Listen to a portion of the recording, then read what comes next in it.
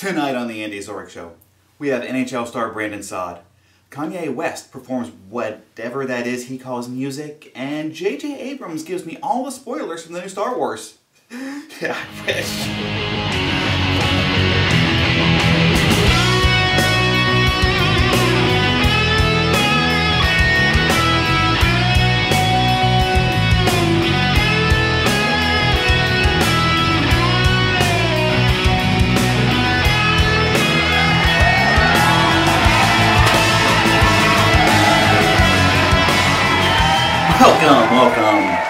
Welcome, thank you, and welcome to the Zoric Show, the only show on YouTube that will outright tell you, I cannot stress this enough, do not, under any circumstance, attack and burn down a U.S. embassy overseas. Just don't do it. Don't do it. This is a one YouTube video that's telling you not to do that. And now for our top story. This week, Democrats took to Las Vegas for a political debate. While Donald Trump participated only via Twitter, he still managed to get most of the screen time. Not long into the debate, it became painfully apparent that watching these Democrat candidates discuss capitalism was like watching a group of preschoolers discuss Chaucer. Debate host Anderson Cooper asked Martin O'Malley to react to the recent unrest in Baltimore after having been mayor of that city. And also, why do the Ravens suck this year? One of the most memorable lines of the night was when Vermont Senator Bernie Sanders told Hillary Clinton, "We're all tired of hearing about her emails." Well, I'm tired about hearing about the IRS. Can we just make them go away too? With you, bro. On the subject of international affairs, avowed socialist Bernie Sanders said that Vladimir Putin regrets his economy, which is also socialist. Say what? Bernie sounded quite proud of his D- grade from the NRA, which makes him infinitely more forthcoming about his grades than President Obama. Also on the subject of gun control, Jim Webb made the astute observation that the average American does not have armed bodyguards. Which means if elected, we should expect another 3,000-page entitlement bill. You get an armed bodyguard, and you get an armed bodyguard, and you get an armed bodyguard. Everybody gets an armed bodyguard. But if we learned one thing, the irony of the night was that the only Democrat hopeful not to say anything stupid was Joe Biden. Oh, perfect segue. Here's your Joe Biden meme of the week.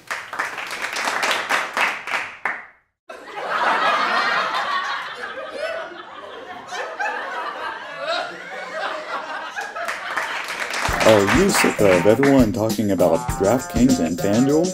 Well, now there's a way to make money on them. Now you can bet on other people playing fantasy football on all the other websites at DraftFanKingsDuel.com. I made over $3,000 on DraftFanKingsDuel.com because my brother-in-law keeps playing the Dolphins defense. Every game on every other website is something you can bet on.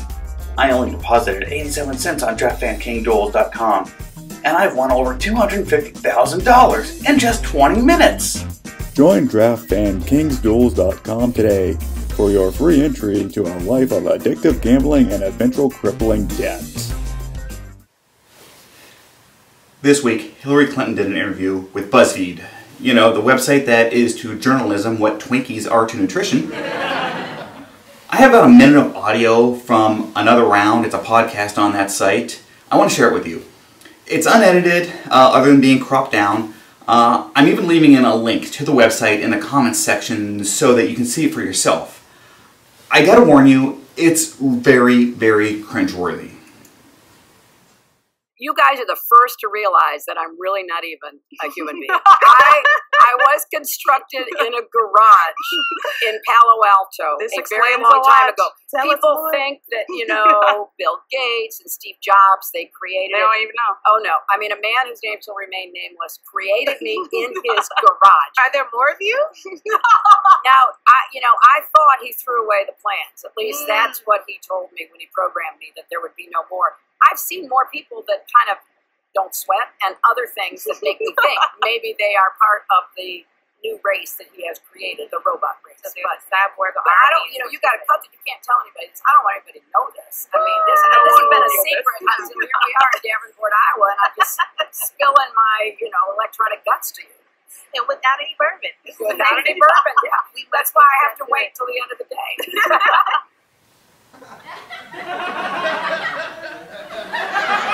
If Sarah Palin had said anything remotely this absurd, Tina Fey would have her career back. If you're still wondering how Donald Trump is being taken seriously as a candidate, this! He only needs to be as serious as someone discussing issues of armpit sweat and claiming to be a robot. But I guess it's okay. My nephew pretends to be a robot, but, he's 4. There really is only one way to properly respond to this. What you just said is one of the most insanely idiotic things I have ever heard. At no point in your rambling, incoherent response were you even close to anything that could be considered a rational thought. Everyone in this room is now dumber for having listened to it.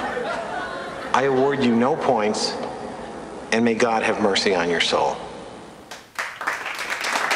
Welcome back.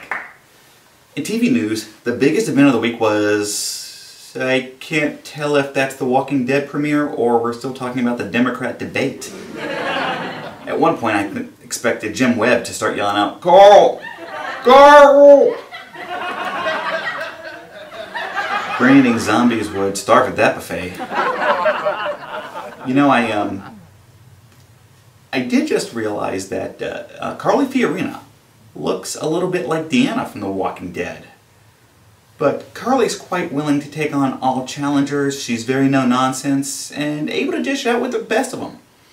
So she's more like Carol. That is one woman I do not want to be on the wrong side of, and frankly makes a very good leader. So if we can expand the comparison, according to poll numbers, does that mean Donald Trump is Rick Grimes? Is Ben Carson Morgan? And Scott Walker would be Shane, because he was the first one of the main cast to die. Ted Cruz is Herschel, John Kasich is Dale, and Marco Rubio is Glenn. And Jim Gilmore is... I don't know. Let's go with Andrea. What about Daryl? Daryl? What about... Oh, Rand Paul.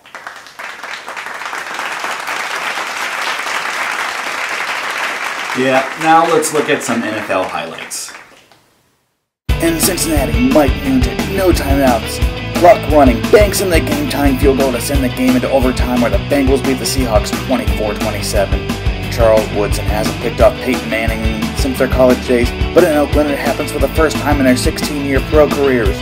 Broncos go on to win 16-10 on the back of a defensive score.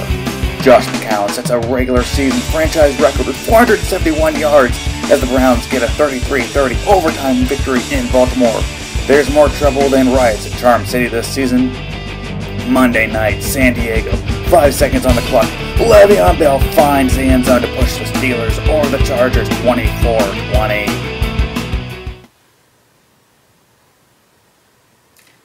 Is it just me, or is the NFL overdoing the pink a bit this year?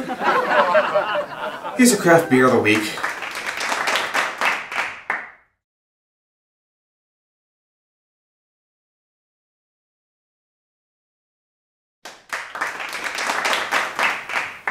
Thanks for watching.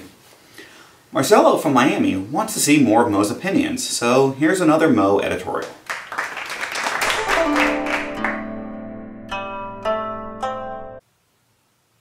Hey Mo,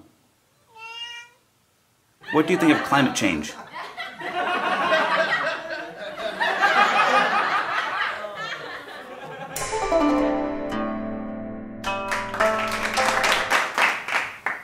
Marcelo also called me a boozer. I'm doing our political show from a bar, what do you expect? John, in the comments section, wants to see more nudity. Apparently he's upset with the changes that Playboy announced this week. Also, I'm beginning to think he's a troll. So to keep you happy, here's a couple of naked chicks. That just felt too easy. Let's try that again.